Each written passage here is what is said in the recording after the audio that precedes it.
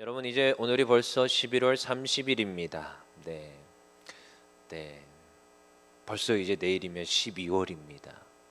여러분 한 해 동안 어떻게 보내셨으며 한 해 동안 다짐하셨고 한 해 동안 어떻게 계획했는지를 여러분 그려보십니까? 전 한 이맘쯤 되면은 이제 내년 계획을 세우고 내년의 목표와 다짐과 그러한 것들을 설정을 합니다. 그리고 저도 이제 사역에서의 가정에서의 여러 가지를 다시 설정을 하지요. 그래서 이제 돌아보는 거예요. 한 해 동안 내가 어떠했나. 그리고 나의 사역은 어떠했고, 나의 가정은 어떠했고, 나의 뭐 육신의 상태와 이런 것들을 다 점검을 하는 겁니다. 왜냐하면 또 내년도 이게 장기적으로 마라톤을 해야 되니까요. 근데 돌아보니까 정말 하나님께서 물론 이 코로나 가운데 힘겨움도 있었지만 하나님께서 하나 두 개 다 성취하게 하셨습니다. 계획했고 목표했던 것들을 하나님께서 하나하나 차근차근 이루어 가시고, 또한 내년에도 하나님께서 저에게 약속하신 바들을 이루어 가시는 것들을 저희 삶 속에서, 저의 사역의 가운데서, 저희 가정 가운데서 전 날마다 지금 살펴보고 있습니다. 여러분 한 해 동안 얼마나 하나님께서 응답하셨고 나의 삶에 부어주셨습니까? 그러한 것들을 한 번 더 점검해 보시고 이 지금 11월 30일 이제 12월을 맞이하고 새해를 맞이할 준비를 하는 우리 여러분 되기를 소망합니다. 하나님은 우리에게 기뻐하라고 하십니다. 어쩌면 오늘 시편도 하나님을 기뻐하라고 합니다. 97절과 뭐 우리 뒤에 가보시면은 12절까지, 그러니까 97편 1절부터 12절, 그러니까 1절과 12절을 보시면 기뻐하라고 하고 있어요. 1절에 보니까 여호와께서 다스리시나니 땅은 즐거워하며 허다한 섬은 기뻐할지어다. 기뻐하라고 합니다. 근데 그 이유가 무엇이냐? 여호와께서 다스리시나니, 이러한 것을 또 전제를 하지요. 여러분 이것은 뭐 어쩌면 마음에 대한 문제일 수 있는데 통치에 대한 문제입니다. 여러분 우리가 사실은 저는 어렸을 때는 빨리 어른이 되고 싶었습니다. 이 고3, 고2, 고3 그땐 빨리 어른 되고 싶어요. 왜요? 자유가 주어지잖아요. 저희 집은 또 엄했기 때문에 특별히 또 막 이렇게 통금 시간도 있었어요. 저는 이제 뭐 좀 자유롭지만 그렇다고 제가 뻘뻘거리고 돌아다니고 뭐 외박하고 그런 스타일이 아니라 늘 들어오는데, 그 여자애들도 통금 시간이 명확했습니다. 제가 여동생 둘이에요. 그러면 야자 끝나면 제가 데리러 가고 그랬어요. 그러니까 아무튼 그런 것들도 있었고 여러 가지 이런 통제되는 그런 상황들 속에서 그 자유, 그게 얼마나 그 탐스럽기도 하고 보암직도 한지요. 빨리 되고 싶은 거예요. 근데요, 이제 그러고 나서 이제 그런 소망들이 있었지만 결국 이제 나이는 먹고 자유가 주어졌습니다. 근데 이제 대학생 때도 또 어떤 자유를 꿈꾸냐? 독립하고 싶다. 나의 가정과 나의 직장과 그러함으로써 내가 독립을 하고 이제 가정의 쉬야에서 벗어나고 싶다. 군대에 나 갔다 오고 나서 이제 대학을 졸업하면서 그런 생각들을 하잖아요. 그게 또 만만치 않더라고요. 근데 어쨌든 간에 그 자유를 굉장히 열망했던 것 같아요. 가정에 매여 있는 것, 통제되는 것. 근데 결국 이제 독립을 했고 가정을 꾸리고 나왔습니다.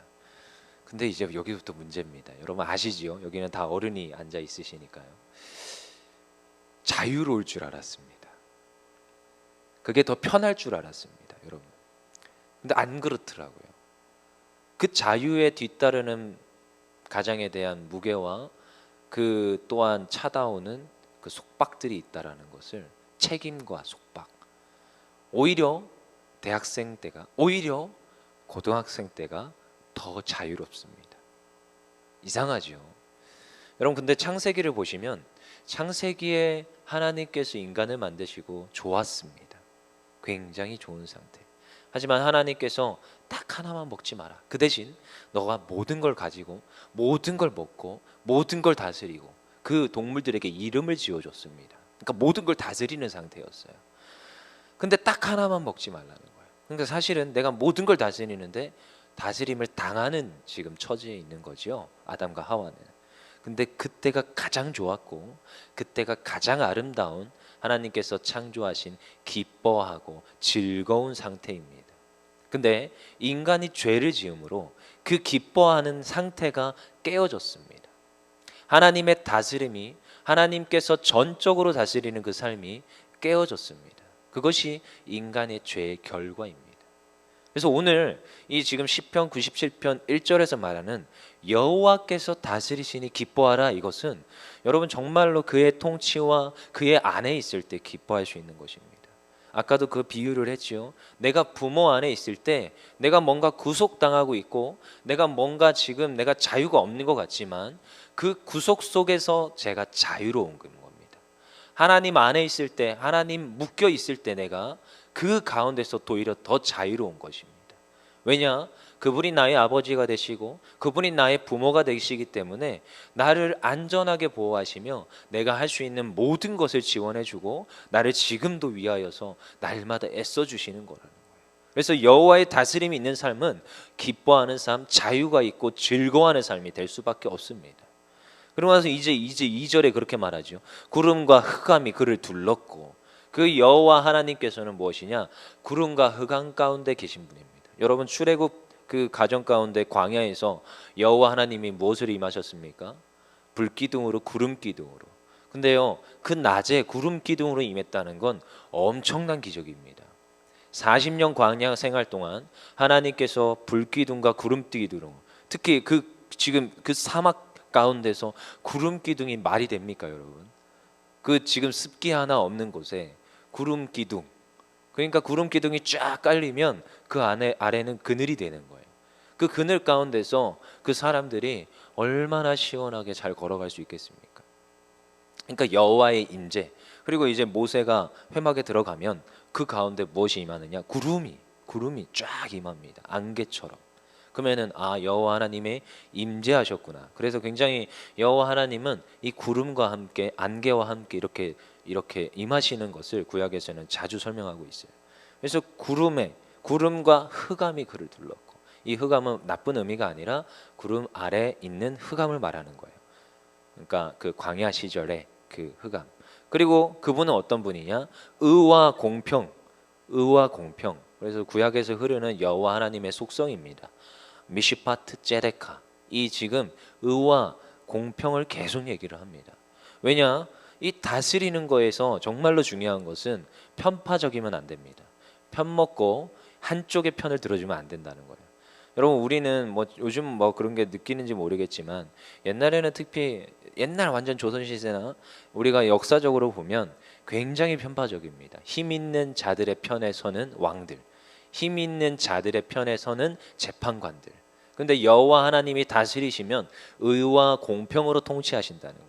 그래서 우리의 삶 속에서 이 공평함이 드러난다는 거예요. 저는요, 이 고등학교 때 어떤 선생님들이 기억이 나느냐, 저를 굉장히 공평하게 대하셨던 분들이 저는 생각이 납니다.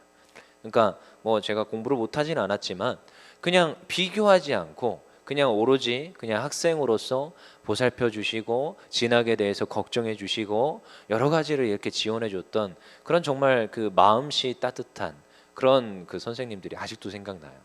근데 어떤 선생님들은 그런 분도 있었어요. 그 반에서 1, 2, 3등만 되게 좋아하고 또 다른 애들은 무시하고, 야, 넌 어차피 저쪽이 지잡대 갈 거잖아. 아니, 넌 자 하면서 막 그렇게 막 취급하시는 분도 있었거든요. 그러면 저도요 보면요, 물론 저는 1, 2, 3등 안에 있었습니다.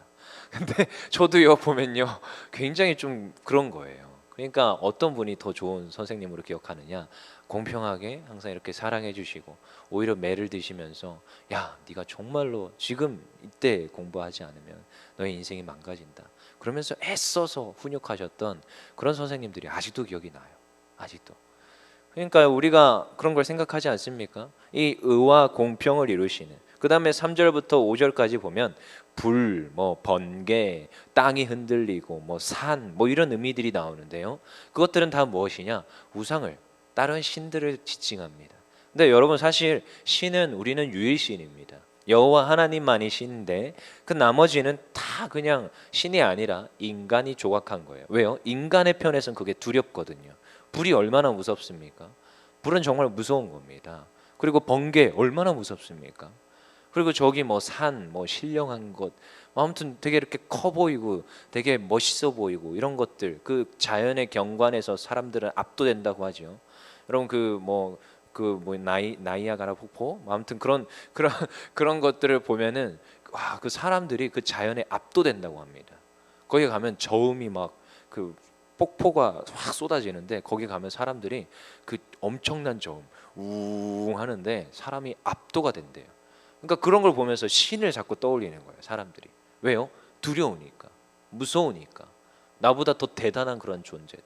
그러니까 사람들이 그걸 뭐 하느냐? 조각을 합니다. 7절에 보면 조각한 신상을 섬깁니다. 조각한 신상.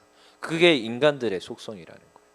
여호와 하나님께서 나의 인생을 다스리고 나의 인생의 삶 속에 역사하심을 까먹고 지금 당장 눈에 보이는 어떠한 것을 조각하고 그것들을 섬깁니다. 그 조각했는데 근데 잘 생각해 보세요. 인간이 만든 게 신일 수 있습니까? 그게 아이러니한 겁니다. 인간이 조각해 놓고 비나이다 비나이다 비나이다 하면은 그게 소원을 들어줍니까? 그게 과연 눈이 있고 입이 있고 그가 무슨 촉각이 있고 후각이 있습니까? 없습니다. 인간이 조각한 신상일 뿐이에요. 근데 그것들을 지금 섬기면서 그것들에게 지금 무엇 하느냐? 소원을 빌고 있다라는 거예요. 얼마나 아이러니합니까? 지금도 산에 올라가면 그렇게 수많은 우상들이 지금도 우리나라에도 있습니다. 지금도. 여러분 근데 그 모든 것들이 무엇이냐? 7절에 보면 허무한 것, 다 허무하다고 하고 있습니다. 다 허무한 것.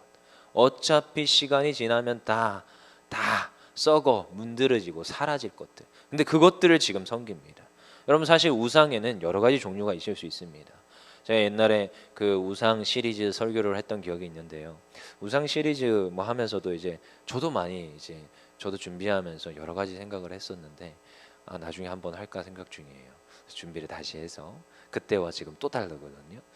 근데 무튼 우상이라는 것이 굉장히 다양하게 있습니다. 실제로 조각한 신상만이 아니라 우리 뭐 저희들은 다 어머니 뭐 아버지 이렇게 있기 때문에 보면은 자녀들이 우상일 확률이 굉장히 높습니다. 그러니까 하나님보다 먼저 되는 게 우상이에요, 사실은. 굉장히. 그리고 그 우상을 바라보면서 뭔가 소원을 가지고 소원을 빌고 있습니다. 근데 우리가 잘 생각해 봐야 됩니다. 그 아이는 저는 늘 항상 요게벳의 노래를 생각하는데요. 이 배를 띄우는 거예요. 갈대상자를 띄우는 거예요. 하나님 앞에 맡겨드립니다. 하나님의 통치와 하나님의 다스림이 있기를 소망합니다. 솔직히 말해서 뭐 지금 아이들이 조금 크고 직장 가고 제가 직장 가면서 그냥 정말로 하나님 많이 떠나갑니다. 실제로 아이들이 크면 제가 가르친 아이들도 그랬기 때문에 지금 말하는 거예요. 근데요 그 인생이 진짜 하나님의 다스림과 통치하심이 있으면 그 인생은 하나님께서 책임지십니다. 그래서 우리 부모들은 항상 그러한 기도를 해야 됩니다. 얼마나 우리가 그래서 누군가 그러더라고요. 내가 평생 끼고 살면 된다 이러더라고요. 어떻게 그럽니까? 내가 먼저 죽을 수 있는데. 그땐 그럼 누가 그 자녀를 돌봐줍니까? 그러니까 그 자녀는 잘 커서 정말로 좋은 직장과 좋은 또 배필을 만나서 가정을 꾸리고 내가 없어도 누군가 그 자녀를 케어하고 그 자녀와 함께 늙어갈 수 있는 사람이 옆에 있기를 기도하셔야 되는 거예요. 근데 그건 누가 하나님께서 맺어주셔야 되는 것입니다. 하나님께서 그 자녀를 통치하여 주시고 다스려 주셔야 되는 겁니다. 이제 코로나 시대라고 해서 여러분 가장 지금 심각하게 대두되는 게 우리가 지금 안 보여서 그렇지 지금 이혼율이 엄청나다고 합니다. 제 주변에도 있습니다. 제 주변에도 꽤 있습니다. 소식이 들려와요. 분명히 제가 축의금을 보냈는데 헤어진다고. 얼마나 당황하는데요. 사실 저도요. 제가 가르쳤던 제자였는데 헤어진다고. 여러분 우리의 자녀들에 대한 문제입니다. 앞으로 그냥 이 단기적인 것을 보는 것이 아니라 멀리 보면 그의 인생 가운데 하나님의 다스림이 있어야 그 인생이 잘 되어진다는 것을 여러분 우리가 소망하면서 지금부터 기도하시기를 바랍니다. 허무한 것, 허다한 것을 쫓도록 하는 것이 아니라 하나님 앞에서 하나님의 통치와 다스림, 그러면 그 인생은 완전해지고 그 인생은 기뻐하고 즐거워하게 되는 줄 믿습니다. 우리 8절 읽어보겠습니다. 시작. 여호와여 시온이 주의 심판을 듣고 기뻐하며 유다의 딸들이 즐거워하였나이다. 이상하죠. 심판이 지금 선포되었는데 기뻐합니다. 여러분 우리는 종말을 살아가는 자들입니다. 이미와 아직 사이에서 우리는 살아가는데 이미 선포가 되었어요. 예수님이 이 땅에 오셔서 죽으시고 부활하시면서 승리가 선포되었습니다. 너희들은 이미 내가 부활한 것 같이 너희들도 부활하리라. 그리고 저들은 다 지옥 가고 너희들은 천국 가리라 이미 선포가 되었고 성취되었고 하나님의 나라는 이 땅에 임했습니다. 그래서 예수님께서 그리고 세례 요한이 계속 얘기했던 것이 천국이 임했다. 너희들 회개해라. 이거였습니다. 예수님의 메시지는 내가 승리하였다. 너희들 회개하고 돌아와라. 근데요, 이미 아직 이 사이에서 우리가 지금 빠르게 무엇을 해야 되느냐? 더 많은 자들을 구원해야 됩니다. 그렇지만 우리는 심판을 압니다. 그때는 우리에게는 절망이 아니라 그때는 우리에게 기쁨입니다. 왜요? 우린 천국 가는 거니까. 우린 심판을 바라보면서 살아가는 자들입니다. 그래서 어떤 목사님이 이런 설교를 하십니다. 우리는 죽어가고 있다. 여러분 살아가고 있는 거 같죠? 죽어가고 있습니다. 결국 죽을 겁니다. 그렇지만 죽지만 그 마지막 때, 그 심판 때는 그 여호와 하나님과 함께 그리고 예수님과 함께 면류관 쓰는 줄 믿습니다. 그것이 하나님께서 우리에게 주시는 면류관이에요. 근데 그 면류관은 뭐 어떤 건지 모르겠지만 어떠한 기쁨의 상태, 누군가 그러더라고요. 보상이 있다고 합니다. 실제로. 근데 그 보상은요 명확합니다. 네가 얼마나 많은 영혼을 구원하였느냐, 네가 너의 자녀들은 구원하였느냐, 너가 너의 주변의 가족과 친지는 구원하였느냐 물을 것입니다. 그것이 우리에게 면류관이 되는 줄 믿습니다. 오늘 그리고 9절에 여호와여 주는 온 땅 위에 지존하시고 모든 신들보다 위에 계시다. 다른 신은 없지만 여호와는 지존하십니다. 가장 위대하십니다. 그래서 오늘도 이 아침에 여호와 하나님 앞에 기도하는 거예요. 저는요 기도 노트에다가 기도를 쓰고 기도를 지우면서 응답받은 것들은 지우면서 하나님 앞에 기도합니다. 근데 여러분 이게 얼마나 효과적이고 대단한 건지 아세요? 굉장히 많은 선진들이, 믿음의 선진들이 그렇게 했다라는 것을 뒤늦게 알게 되는 거예요. 그래서 여러분들 기도를 딱 쓰시고 구체적으로 쓰세요. 구체적으로. 그럼 하나님께서 응답하십니다. 어제도 부부 세미나 오신 어떤 분이 그런 것들을 또 하시더라고요. 저만 하는 것도 아니더라고요. 보니까 그분도 그렇게 하고 그리고 거기에 참석하신 이런 분들도 다 나와서 발표시키고 막 그러더라고요.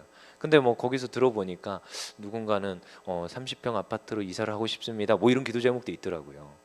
근데 여러분 그게 목표고 기도 제목이지만 실제로 그것을 이루면 또 지우게 될 수 있는 거예요. 언제까지 우리 또 20평 아파트에 살게 하시겠습니까? 주택 주면 더 좋은 거 아닌가? 뭐 아무튼 여러 가지 생각을 하지만요. 아무튼 우리가 하나님 앞에 구할 때 하나님께서 주신다고 했습니다. 분명히. 그리고 구하라고 했습니다. 우리 여러분 주기도문 아시지요? 주기도문에 뭐가 있습니까? 여호와, 물론 그의 나라와 그의 뜻을 먼저 구합니다. 하나님의 나라가 하늘에서 이룬 것 같이 이 땅에서도 이루어지게 하여 주시옵소서. 그리고 중반절에 가면 뭐가 있습니까? 우리에게 일용할 양식을 주옵시고. 하나님의 나라와 의를 구하고 일용할 양식을 구해야 돼요. 그 영어로 보면 daily bread라고 나옵니다. 매일의 양식, daily bread. 그러니까 이게 하나님 앞에 구하라고 했습니다. 그래서 새벽에 아침마다 기도하는 것이 얼마나 은혜인지 아십니까? 어떤 다른 나라 신학자들이 우리나라의 이 기형적인 빠른 발달을 어디에서 찾는지 아십니까? 새벽 기도를 찾습니다. 매일같이 하나님 앞에 부르짖고 매일의 만나를 부르짖었던 그 어머님들한테서 찾아요. 다른 신학생들은, 다른 신학교, 다른 나라 신학교 교수님들이.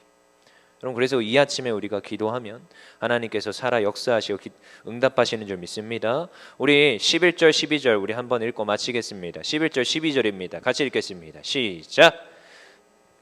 빛을 뿌리고 마음이 정직한 자를 위하여 기쁨을 뿌리시는도다. 의인이여 너희는 여호와로 말미암아 기뻐하며 그의 거룩한 이름에 감사할지어다. 아멘. 우리가 의인은 아닙니다. 하지만 오늘도 예수 이름으로 의인인 줄 믿습니다. 하나님께서 우리를 의롭게 하심을 믿습니다. 오늘도 우리의 죄가 사함받고 하나님께서 우리에게 성령으로 능력으로 임하실 줄 믿습니다. 그리하여서 하나님 앞에 구할 때 우리의 인생이 무엇이 됩니까? 기뻐합니다. 우리의 기도 제목이 있습니까? 구하십시오. 하나님을 의지하십시오. 그러면은 우리의 삶이 기뻐할 수 있도록 즐거워할 수 있도록 응답하시는 줄 믿습니다. 우리 다 같이 기도하겠습니다.